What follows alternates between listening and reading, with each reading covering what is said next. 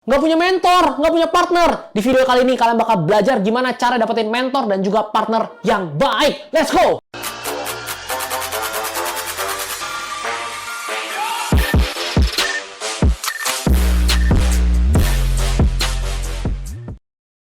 Halo guys, welcome back with Dennis SLL. Senang banget bisa ketemu kalian lagi. Bagaimana keadaan kalian hari ini? Semoga dalam keadaan yang baik, sehat, dan luar biasa ya tentunya.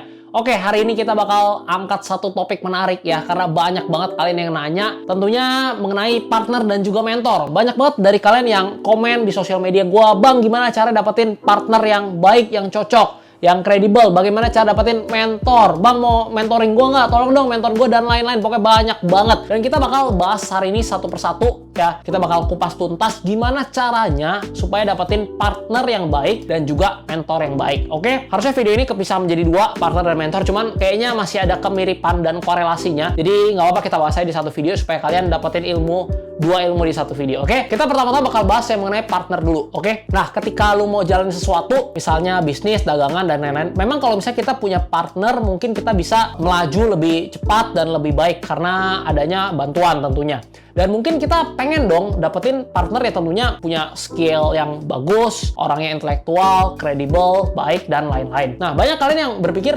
gimana nih caranya kita mendapatkan partner yang kita mau gitu, yang sesuai dengan kriteria kita. Nah, coba deh kalian pikirin baik-baik, dengerin kata-kata gue baik-baik ya. Ketika lu ingin mencari partner yang baik, gue juga pengen cari partner yang baik. Si A pengen cari partner yang baik juga. Si B pengen cari partner yang cocok dan baik juga. Artinya apa? Sebelum kita menemukan partner yang cocok dan baik untuk kita, alangkah baiknya, alangkah bagusnya kalau kita menjadikan diri kita partner yang cocok dan partner yang baik dulu. Nangkap gak konsepnya? Jadi sebelum kita mencari yang baik, yang bagus, kita harus bagusin dan baikin diri kita dulu. Supaya apa? Supaya selagi kita mencari partner yang cocok untuk kita pun udah menjadi orang yang cocok bagi orang lain. Dapat ya konsepnya? Jangan sampai lu ibarat misalnya 0 sampai 100 nih, lu cuman punya poin 30, tapi lu berharap orang yang punya poin 90 mau berpartneran sama lu. Itu susah banget. Kecuali misalnya itu orang tua lu sendiri, atau abang lu misalnya, atau kakak lu. Nah, itu mungkin masih bisa ada kompensasi. Tapi kalau misalnya ketemu orang lain ya, atau temen gitu yang, apalagi buat temen deket gitu ya, dia punya poin yang jauh lebih banyak dari lu, itu dia nggak bakal mau. Kenapa? Kalau misalnya dia poinnya 90 gitu ya, dia bakal mau cari orang yang punya skill 90 atau minimal 80 lah, atau 70 ya, masih nggak beda jauh lah. Karena kalau misalnya didapetin lu, ya ini nggak sesuai kriteria dia gitu. Jadi lu juga dia juga nggak mau gitu lu jadi partner dia. Nah, jadi ingat ya, sebelum kita mencari partner yang baik, usahain ya diri kita itu udah menjadi partner yang baik dulu untuk orang lain. Jadi sembari kita mencari, orang lain pun cari kita gitu, karena kita adalah orang yang berkualitas. Jadi pertama, skill kita, karakter kita, apa yang kita punya itu harus kita improve dulu. Sebelum kita cari yang hebat, yang baik, kita harus jadi hebat dan baik dulu. Oke, dapat ya di sini ya pertama. Oke, yang kedua, setelah kita udah tahu kira-kira apa yang skill yang kita punya, apa yang kita udah pertajam, dan kita mau mencari partner, kriterianya seperti apa sih yang paling cocok gitu supaya kita kita nanti bisa jalan, bisa berhasil. Oke, yang paling penting menurut gua ya, paling penting pertama adalah karakter dibanding itu skillnya atau kenalannya, relasinya, dan lain-lain. Pokoknya yang paling penting itu karakter dulu ya, itu menurut gua. Kenapa? Percuma dia pintar banget, percuma dia kenal banyak orang, dia punya koneksi yang baik, atau dia punya modal yang banyak gitu, duit yang banyak misalnya. Percuma kalau dia nggak punya karakter. Kenapa? Namanya orang nggak punya karakter, bisnisnya udah jalan, bisnisnya udah gede, kan dia pinter, dia punya relasi dan lain-lain. Lu ditendang dari bisnis lu, ya beres, dan lu nggak bakal jadi, ya lu pokoknya bakal rugi lah gitu kalau lu partner sama orang yang nggak berkarakter, ditipu lah dan lain-lain. Yang pertama, karakter itu udah meliputi kejujuran, etos kerja, jiwa belajar, itu semua mencakup di dalam karakter ya. Jadi bukan cuma baik doang, tapi gimana caranya etos kerja dia merasa visi misinya memiliki nggak nih sama perusahaan apa yang mau kita kerjain. Habis itu yang kedua, gimana kejujuran dia ya dalam company, dia nipu nggak nih, korupsi nih nggak nih, dan lain-lain. Yang ketiga juga kemauan untuk belajar dan juga terus down to earth lah ibaratnya. Oke, itu yang kriteria karakter. Yang kedua, mengenai skill atau resources atau experience dan lain-lain. Nah, ini juga penting ya. Jadi lu harus pastiin ketika lu cari partner, dia itu memiliki skill, resources, atau experience yang agak berbeda sama lu. Jangan yang sama. Kenapa? Contoh nih ya, gue bangun Sekolah Saham Indonesia, ya PT Sekolah Saham Indonesia itu gue bangun awalnya itu bertiga sama partner gue. Dan kebetulan gue itu satu sekolah sama mereka itu dari SD, kelas 4 SD. Oke, namanya Rian sama Richard. Nah, gue punya kekuatan, strength gue itu di marketing sama branding. Ya, walaupun gue ngerti finance sama operation karena gue udah lumayan jatuh bangun di bisnis, udah lumayan banyak berkali-kali gitu. Tapi emang so far gue paling banyak itu pegang di bagian marketing dan brandingnya. Tapi ya gue tau lah sedikit mengenai operation, mengenai financing. Ya gue paham lah, namanya anak saham masa nggak ngerti financing gitu kan. Nah, strength gue itu di marketing, di branding, kayak public speaking ini, bikin konten ya, ngobrol sama kalian live dan lain-lain. Itu adalah strength gue. Ya, tapi gue itu agak lemah di operation. Gue itu agak pusing tuh kalau misalnya urusin gimana caranya improve produknya, servisnya, cara efisien supaya bisa produksi lebih banyak, lebih baik. Gimana caranya manage tim, atur, dan lain-lain tuh. Kayak misalnya nanti kerjaan sini, gimana nih dilempar ke sini nggak kelar, ini salah siapa dan lain-lain. Operation pokoknya itu gue agak pusing ya. Otak gue nggak di sana gitu. Otak gue lebih gimana caranya menyampaikan kepada konsumen, gimana caranya menyampaikan ke kalian bahwa ini ada sesuatu yang baik, bahwa belajar saham itu ada sesuatu yang baik, investasi ada sesuatu yang baik. Itu baru diri gue.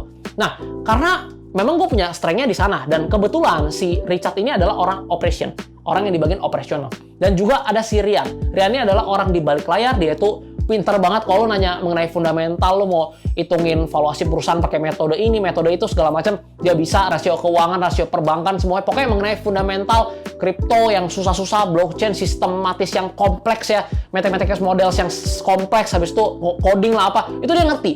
Ya, tapi mungkin dia bukan orang yang di depan layar gitu, yang bisa kayak ngobrol sama kalian kayak gini. Mungkin dia nggak suka gitu, dia nggak cocok ya. Mungkin ya, gue nggak tahu ke depannya apakah bakal bisa atau nggak. Cuman kayak untuk sekarang kurang cocok gitu ya. Dan dia juga nggak lakuin kan. Dia nggak sering gitu bikin konten.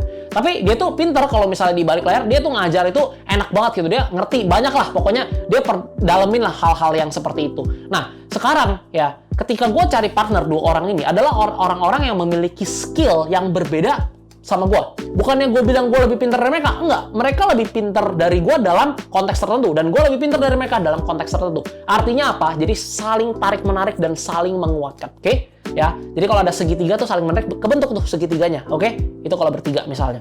Nah, kalau misalnya gue jagonya di marketing branding, si Richard jagonya di marketing branding, Rian jago di marketing branding, kita sama-sama bikin bisnis, wah hancur. Semuanya mau di depan, semuanya mau pikirin jualan, sales, gimana cara nge-ads, gimana cara branding, cara bikin konten. Yang urusin operasinya siapa? Yang bikin produknya siapa? Ya, jadi nggak bisa gitu. Jadi pastiin ketika kalian mau cari partner, ya skill dan experience itu penting, tapi pastiin yang agak berbeda sama yang kalian miliki. Jangan semuanya marketing, jangan semuanya jago bikin produk bagus, tapi nggak ada yang bisa marketing, nggak ada yang bisa jualan. Itu jangan sampai. Ya, ini harus kalian ingat. Jadi bukan cuma sekedar pintar, bukan cuma sekedar punya skill, bukan cuma sekedar punya experience, tapi harus yang saling melengkapi dan saling tarik-menarik. Untuk apa? Supaya nggak bentrok dan perusahaannya bisa growth. Oke? Sampai sini paham ya? Oke. Next, kriteria selanjutnya untuk partner yang baik, down to earth. Oke? Di sini gue tahu banyak banget dari kalian yang orang yang suka belajar, ya. Dan karena kalian suka belajar, berarti harusnya kalian down to earth. Karena gini, banyak banget orang di luar sana yang merasa dirinya pintar, ya. Gue pun pernah merasa pintar, ya. Gue ceritain ke kalian sedikit, gue dari SD mungkin ya, itu ujian matematika gue itu selalu 100 sampai SMA gitu ya. Gue gak pernah belajar matematika, tapi otodidak gue emang jago gitu, selalu 100. Habis itu ekonomi juga ya pas di SMA. Even olahraga pun nilai gue selalu bagus, dan gue selalu dapat ranking 2 dari kelas SMA 1 sampai SMA 3. Nah, ini kan mulai sombong kan gue. Ini gue sharing ya. Selalu dapat ranking 2 ya di SMA. Ya nggak pernah ranking 1 sih, nggak tahu kenapa. Mungkin karena gue bandel kali di sekolah. Habis itu masuk ke kuliah gitu ya. Gue dapat di 40 mahasiswa dengan IPK tertinggi di semester 1 di universitas swasta yang gue kuliah waktu itu ya di semester 1. Habis itu IQ gue 132 ya kalau nggak salah. Itu tinggi banget ya. Dan di sekolah gue juga diakuin tinggi. Terus gue merasa diri gue pintar, oke? Sampai-sampai saking gue merasa diri gue pintar, ya gue pernah di satu titik gue melakukan kesalahan terbesar yang di hidup gue, mungkin gue bisa bilang. Gue pengen banget masuk salah satu universitas negeri, Universitas Indonesia, UI. Gue pengen banget kuliah di sana. Gue tes pakai jalur rapot, nggak diterima. Akhirnya gue ambil SBMPTN, ya kita harus tes gitu. Orang-orang pada belajar tuh, pada ngeles ya, baca buku. Gue enggak. Gue berasa gue pasti lulus. Terlalu percaya diri. Akhirnya gue singkat cerita gue tes dan gue nggak diterima karena kebodohan gue sendiri. Coba kalian bayangin kalau gue belajar seminggu 2 minggu aja dan ada kemungkinan gue jadi diterima gitu. Gue lebih pilih bahwa ya udah gue pasti bisa gitu. Nah, kadang ketika kita berasa diri kita pintar, diri kita hebat, ini yang membuat kita jatuh, oke? Jadi ketika kita berpartneran sama orang lain yang walaupun kita tahu dia pintar, dia punya pengalaman, dia punya skill, pasti dia punya karakter yang down to earth, ya. Jangan sampai dia jadi orang yang sombong karena dia punya kapasitas dan dia nggak mau belajar lagi. Karena ketika kita membangun sebuah bisnis, ya, kita partneran, itu kita berbicara long term game. Kita berbicara permainan jangka panjang. Bukan cuma 1 hari, bukan cuma 2 hari. Lo boleh pintar hari ini, lo boleh pintar bulan ini, tahun depan, ya, itu udah berbeda cara mainnya, bos. Misalnya 2017, 2019, ya, pada jago nih jualan kopi, bikin coffee shop dan lain-lain. Tiba-tiba pandemi 2020, semua serba online, toko offline banyak yang tutup, banyak yang bangkrut. Lu pinter, lu kalau nggak bisa adaptasi sama pandemi, percuma bos, bangkrut ya. Jadi pasti lu dapat partner yang down to earth, yang terus mau belajar, yang terus mau tingkatin kapasitas diri dan bisa adaptasi sama ekonomi dan pergerakan dunia global ini. Karena kalau lu pintar tapi lu nggak bisa adaptasi, itu percuma. Kita harus bisa adaptasi. Ya misalnya lagi pandemi gini, semua misalnya lewat online ya. Yang tadinya mungkin zaman dulu 2010 gitu ya, orang pasti pasang iklan di TV ya, masih pasang iklan billboard dan lain-lain. Sekarang udah pakainya Facebook Ads, Google Ads. Jadi orang yang dulu jago iklan di billboard, di TV dan lain-lain, sekarang mereka harus pivot gitu. Mereka harus belajar Facebook Ads, Google Ads. Jadi kita harus cari partner yang terus mau belajar dan tingkatin kapasitas diri. Oke, sampai sini paham? Nah, sebenarnya masih banyak banget aspek-aspek lainnya, cuman gue cuma jelasin kulit luarnya aja. Nanti kalau misalnya memang kalian bener-bener suka, menarik, mungkin gue bikinin versi lebih deep-nya lagi, lebih dalamnya supaya kalian bisa belajar. Dan tentunya di YouTube ini semua gue kasih gratis ke kalian supaya kalian bisa belajar. Terus kita masuk part yang kedua. Ya, mungkin ini yang kalian tunggu-tunggu ya, atau mungkin ada kalian nonton video ini kalian skip yang bagian pertamanya yang cari partner, jadi langsung masuk ke menit ke-11 ini supaya bisa tahu cara cari mentor. Oke? Gue tahu banyak kalian yang mungkin nonton video ini udah pernah DM Instagram gue atau komen di konten-konten gue, "Bang, tolong mentorin gue dong, mau nggak jadi mentor gue?" Mungkin kalau gue hitung-hitung yang gue ingat mungkin kayaknya 2000 orang ada kali ya. Kalau dikumpulin dari tahun 2020 sampai sekarang mungkin 1000-2000 orang ada gitu yang DM gue minta dimentorin. Ya, minta jadi mentor. Nah, ini adalah sesuatu yang gue kadang capek gitu jawabnya ya. Gue sampai bingung gitu mau jawab apa. Karena ketika kalian misalnya ada dari kalian, salah satu dari kalian yang minta jadi mentor gitu ya dan lain-lain ya. Gue pengen jelasin kriteria mentor ya. Kriteria mentor supaya kalian dapat konsepnya.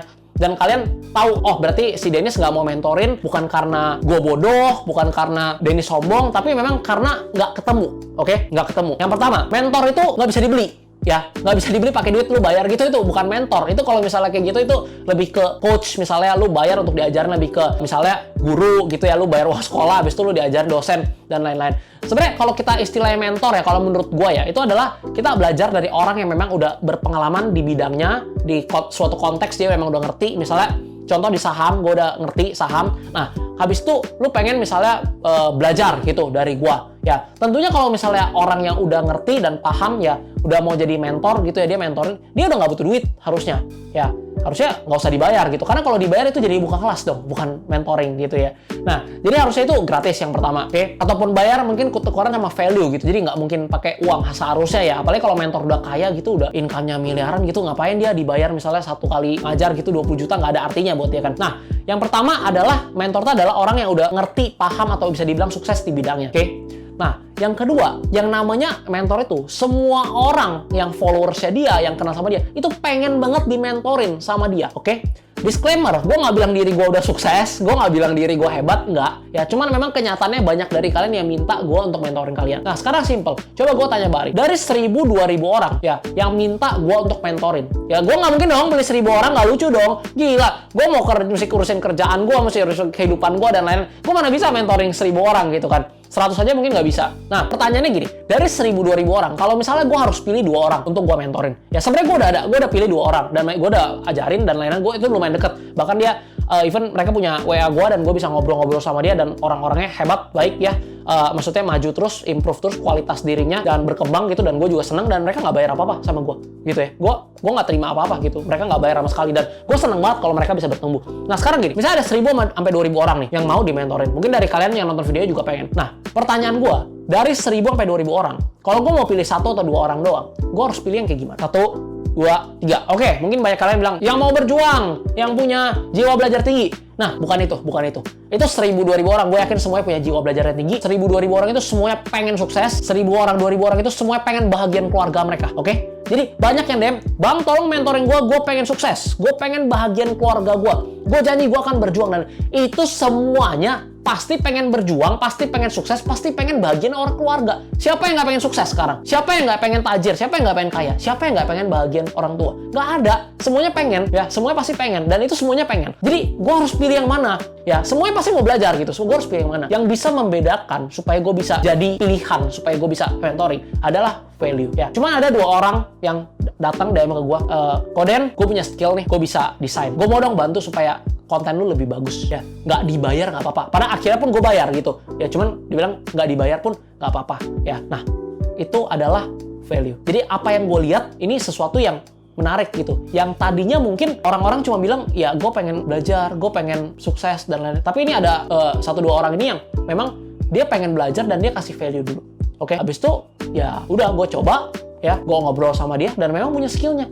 Emang bisa desain, emang bisa edit ya. Dan akhirnya gue bayar, gue nggak minta gratis. Ya dia mau ngobrol sama gue, dia mau tanya apa ya gue jawab gitu. Ya jadi kayak temen gitu. Even yang lebih parah lagi ya, lu kira mentor itu selalu mentor cuma ngajar-ngajar? Enggak.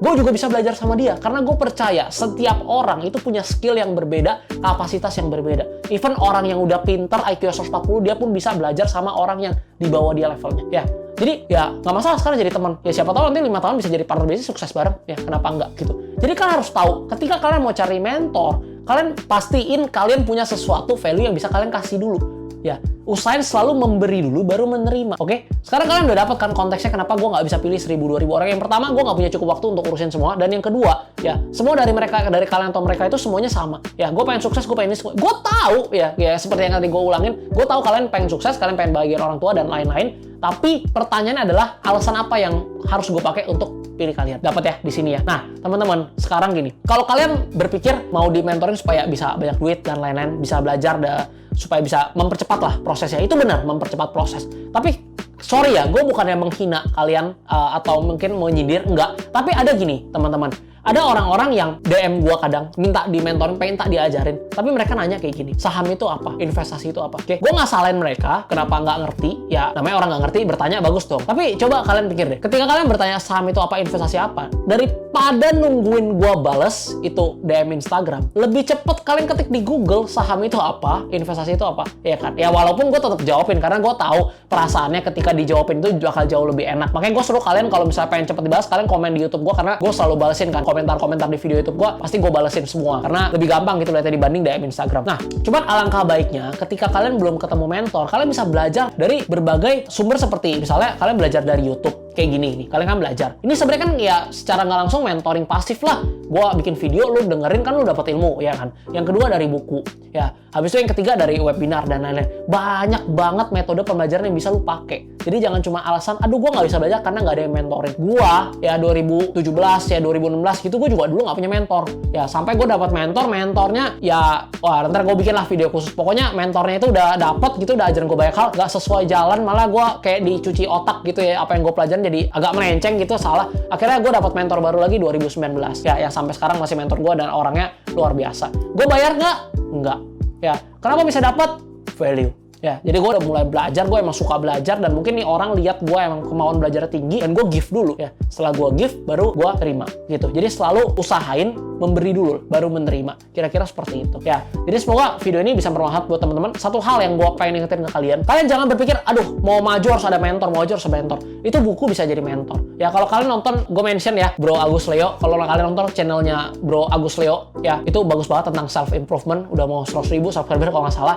Nah, dia tuh juga bilang bahwa kalau ditanya mentor dia siapa, dia selalu bilang mentor dia itu buku. Karena dia belajar banyak dari buku. Dan nggak salah, menurut gue nggak salah gitu. Karena memang lu bisa belajar banyak dari buku. Dan kalau memang ada orang yang bisa, seorang Agus Leo aja bisa belajar dari buku dan menjadikan buku itu menjadi mentor dia, ya kenapa lu nggak bisa gitu kan. Jadi lu nggak usah terlalu harapin orang-orang yang mungkin di atas lu pengen. Karena nggak setiap orang itu bisa ketemukan. Mentor ketemu sama anak didiknya juga cocok-cocokan. Ya ketika misalnya punya value yang cocok, ya menarik dipertemukan. Jadi kayak ibarat cari jodoh, cari pacar. Ya kalau misalnya jodoh ya jodoh gitu. Kalau nggak jodoh ya nggak bisa ketemu. Ya jadi buat kalian yang nonton video ini, gue harap kalian bisa terus maju, terus improve. Kalau kalian belum dapat mentor, tetap semangatnya ya belajar dari metode pembelajaran lain seperti buku, YouTube dan lain-lain. Semoga dengan video yang gue buat ini bisa memperluas ya wawasan dan pikiran kalian mengenai partner dan juga mentor. Dan jangan pernah berkecil hati karena kita semua memiliki kesempatan untuk sukses. Oke, sampai di sini ya, video udah 20 menit, lumayan panjang. Semoga kalian nggak bosan, semoga kalian bisa nikmatin. Jangan lupa like, comment, and subscribe supaya channel ini bisa terus berkembang dan mengedukasi masyarakat Indonesia. Dan gue minta banget supaya kita bisa sama-sama berkembang dan bertumbuh. Jangan lupa kalian komen ya. Kalau kalian nggak suka videonya, kalian komen. Kalau kalian suka, kalian komen. Kalau kalian dapat apa, kalian komen. Kalau kalian punya kritik dan saran, kalian komen. Supaya apa? Supaya gue pun bisa belajar, berkembang, dan bertumbuh bareng kalian. Oke? Sukses buat kalian semua. Sampai jumpa di video selanjutnya. Dadah!